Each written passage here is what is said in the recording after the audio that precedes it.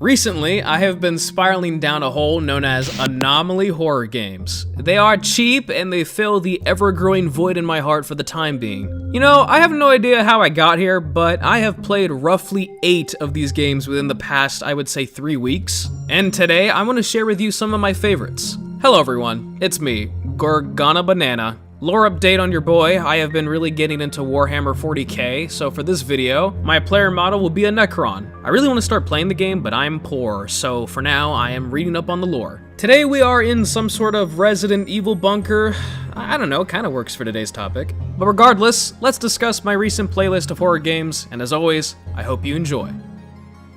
Anomaly Horror is a subgenre that involves spotting the differences. Whether it may be the nude man in your living room, or, you know, a couple of seeds are missing. And no, I'm not joking, that's an actual anomaly that you can report. I have been addicted to these games because they provide a sense of horror, yet a decent challenge that keeps me playing after the jump scares become a bit stale. Most horror games I usually enjoy have a good narrative to follow and gameplay that involves chasing, solving puzzles, or shooting monsters, but Anomaly Horror games don't really follow those rules. Besides the universal scare tactics, jump scares, these games handle the horror factor a bit differently by making the environment itself hostile. Most of these games harbor static loops that cause insanity as I carefully examine any alterations. Anomaly games really play off self-doubt, which is a great companion to horror if done well. One of these games is none other than the series known as I'm on Observation Duty. It's as simple as it sounds, really. Observe any anomalies, report them, and survive until 6 AM. You know, come to think of it, it kinda sounds like Five Nights at Freddy's. The desaturated, grainy aesthetic of this entire series gives it this aura of uneasiness, as if you're doing something you shouldn't. You can report all sorts of anomalies, including camera malfunctions, extra objects, this jiggly man, or the Abyss presence.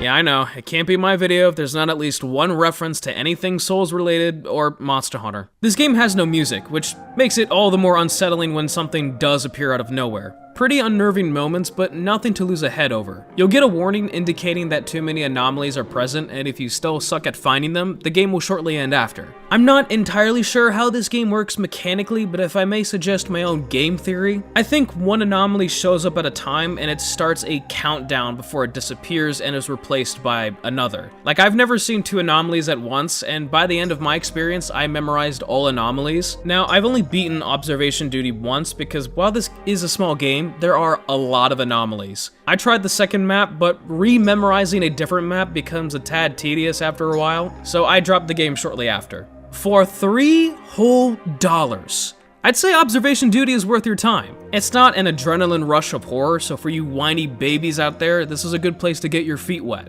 My only gripe is that the downtime in between anomalies is long. I find myself just shifting through cameras and slowly descending into madness, only to be brought back by a ghost having a seizure in front of the camera. Regardless, and I'd give this game a solid 7. It's pretty good. Inspired by Japanese underground passageways and liminal spaces, Exit 8 is a game that revolves around a looping static passageway where supernatural occurrences prevent you from escaping. You need to find the differences. Oh! Well, that's different. If something isn't right, you turn around, and if everything seems in order, press onward. Guessing correctly 8 times allows you to escape. It's quite a simple premise, but it's executed very well. This is one of my favorite Anomaly Horror games because the concept is great, and the game keeps you guessing around every literal corner. Some changes, like in Observation Duty, are a bit hard to find, such as the abstract faces in the yellow tiles, while other anomalies strike you right as you turn the corner. I don't mind staring at cameras, but I much prefer walking around a space to identify any alterations. It almost feels claustrophobic, walking down the same path for the whole game. I beat Exit 8 in under an hour, and in doing so, I encountered all anomalies, which means I got a refund. Weirdly, I can't really recommend this for the average player. Like if I wasn't a content creator, I would never touch this game. But because I like talking about cheap horror games, it was worth the $8. I'd give it a 7 for all intent and purposes. It was good. Isn't that door closer? I feel like the position of that door is wonky.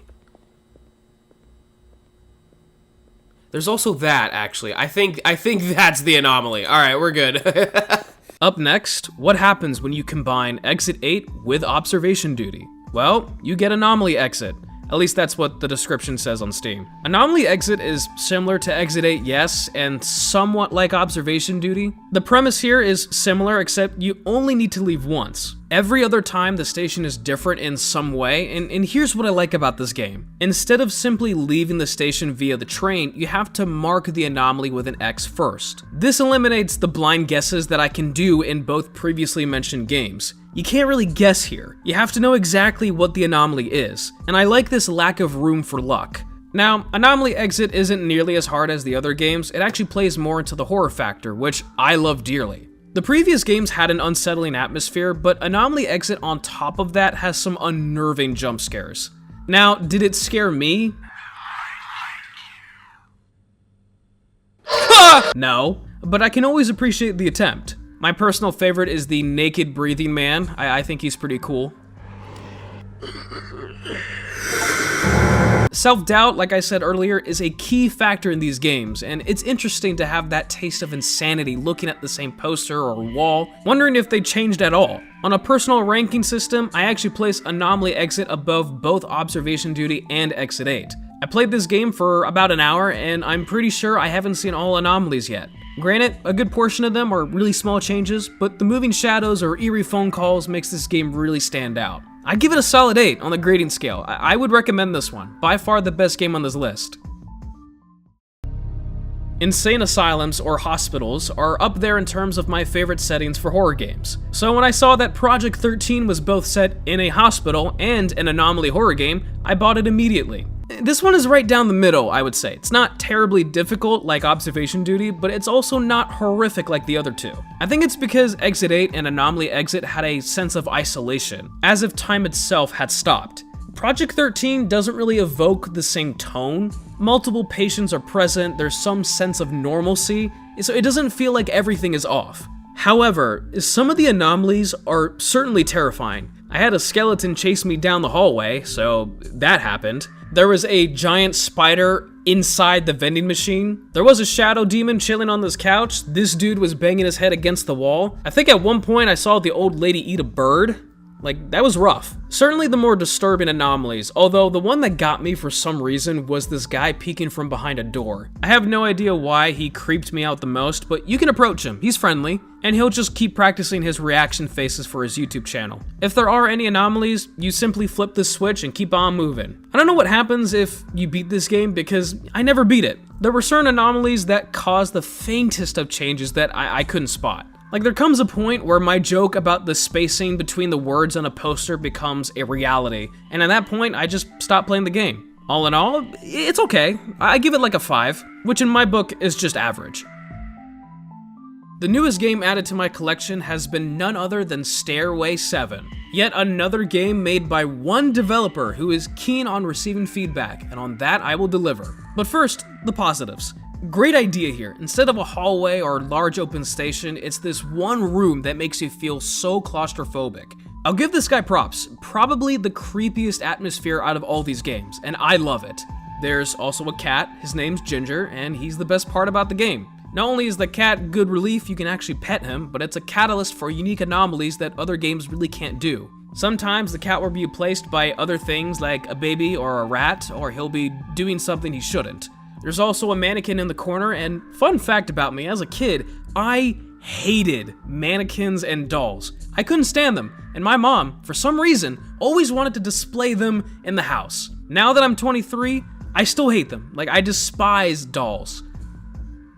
But anyways, much like the other games, if something is wrong, you go back down the stairs, except an audio clip will play, indicating the anomaly is removed, and you can safely pass. Now, if you get it wrong, the game doesn't end immediately like the others. As a matter of fact, you get 3 chances. And if you do fail, this happens. Oh! I hated that! Now, I knew that having health meant that I could get hurt, and getting hurt in a game like this usually means it's a jump scare, but for some reason, I didn't put 2 and 2 together. I did not like it when it first happened. But yeah, you get medicine to recover some health, so that's helpful. But if you die, the game actually saves your progress at a certain point. And I didn't understand why until I noticed that the game had the anomalies play in the exact same order.